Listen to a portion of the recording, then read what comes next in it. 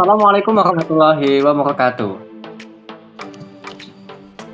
Waalaikumsalam Waalaikumsalam. warahmatullahi wabarakatuh. Selamat malam teman-teman. Kami dari kelompok 15 Fakultas Keguruan dan Ilmu Pendidikan Biologi Angkatan 23 ingin menjelaskan materi yang telah kami diskusikan, yaitu tentang karakteristik makhluk hidup dalam mata kuliah biokimia yang diampu oleh dosen pengampu, yaitu Ibu Dr. Dia Kartikasari MSc.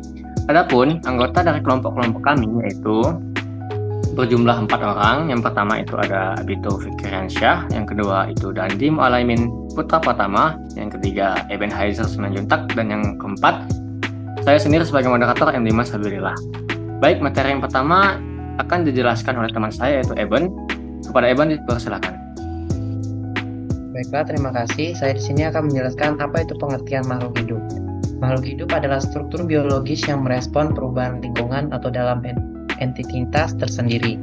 Makhluk hidup memiliki organisasi biokimia kompleks yang kemungkinan mereka untuk memproses zat dan memanfaatkan energi untuk merespon perubahan di sekitar. Karakteristik makhluk hidup ada beberapa macam. Yang paling umum adalah metabolisme, reproduksi, pertumbuhan dan perkembangan, respon terhadap lingkungan, respirasi dan ekskresi, serta adaptasi.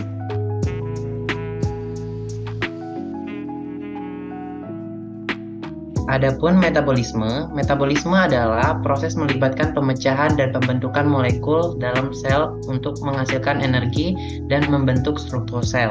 Metabolisme melibatkan reaksi kimia yang memecah makanan menjadi molekul yang lebih kecil, yang mungkin akan digunakan untuk menghasilkan energi dan membangun struktur sel.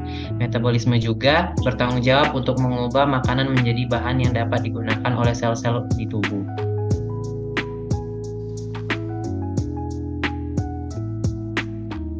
Selanjutnya, yang kita kenal dengan reproduksi adalah salah satu cara ciri makhluk hidup yang melibatkan proses menghasilkan keturunan atau mereplikasi dirinya sendiri. Pada manusia, proses reproduksi terjadi dengan peristiwa meleburnya sel telur di wanita dengan sel sperma pria. Selanjutnya, pertumbuhan dan perkembangan. Pertumbuhan adalah proses peningkatan jumlah dan ukuran sel, jaringan, organ, atau organisme selama periode tertentu. Sedangkan perkembangan adalah perubahan yang terjadi pada organisme seiring dengan waktu. Pertumbuhan dan perkembangan pada makhluk hidup tergantung pada banyaknya faktor, termasuk nutrisi, genetik, iklim, dan lingkungan. Baik, terima kasih Eben telah menjelaskan karakteristik makhluk hidup yaitu metabolisme, reproduksi serta pertumbuhan dan perkembangan. Adapun materi karakteristik yang lain akan dijelaskan oleh Abito. Kepada Abito dipersilakan. Baiklah, berikutnya yaitu respon terhadap lingkungan, ataupun bahasa lainnya itu adaptasi. Adaptasi adalah proses yang memungkinkan organisme untuk menyesuaikan diri dengan lingkungannya yang berubah. Makhluk hidup dapat melakukan adaptasi melalui berbagai cara, termasuk mengubah perilaku, bentuk fisik, ataupun bahkan DNA. Terdapat 3 jenis adaptasi pada makhluk hidup, yaitu morfologi, fisiologi, dan tingkah laku. Berikutnya yaitu ekskresi. Ekskresi adalah proses pembuangan produk sisa metabolisme yang terkandung dalam cairan tubuh dengan cara dieliminasi secara fisiologis. Ekskresi merupakan proses penting yang dilakukan oleh semua organisme hidup untuk mempertahankan keseimbangan cairan dan ion dalam tubuh.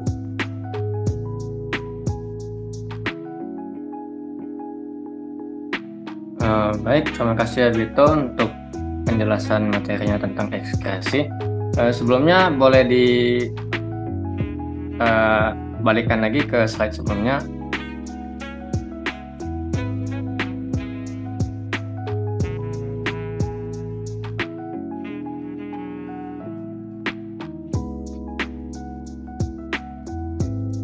Oke.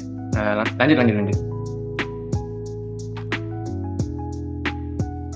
Baiklah, untuk yang selanjutnya itu bagian aplikasi yang berupa pertanyaan dalam lembar kerja mahasiswa, yaitu sebanyak 6 pertanyaan yang akan dipaparkan oleh saya serta Dandi. Untuk pertanyaan pertama dan kedua akan disampaikan oleh saya.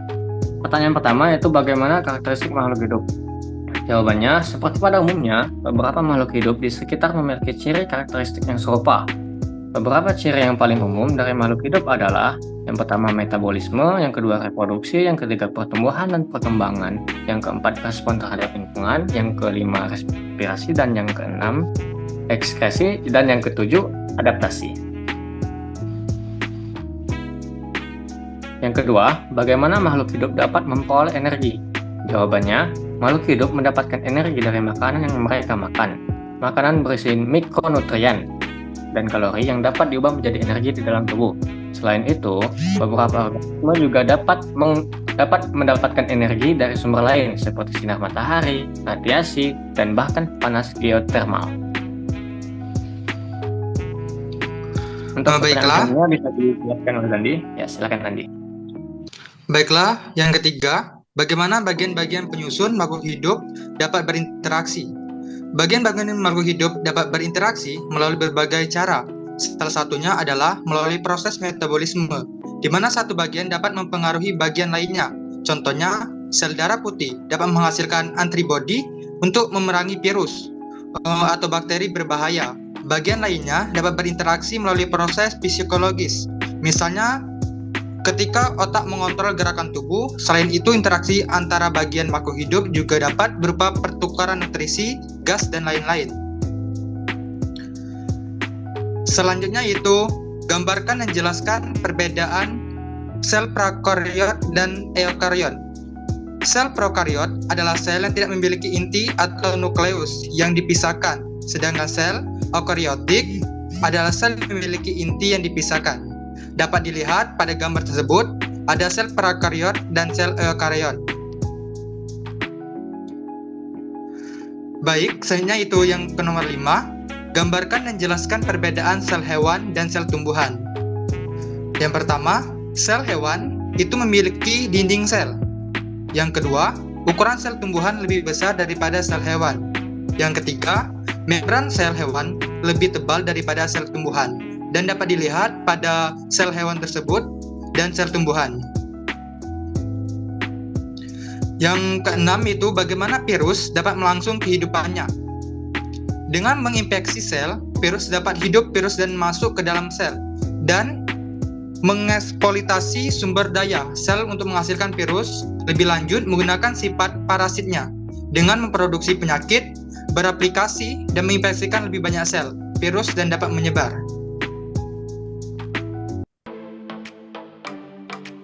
Baik, terima kasih Dandi untuk pemaparannya.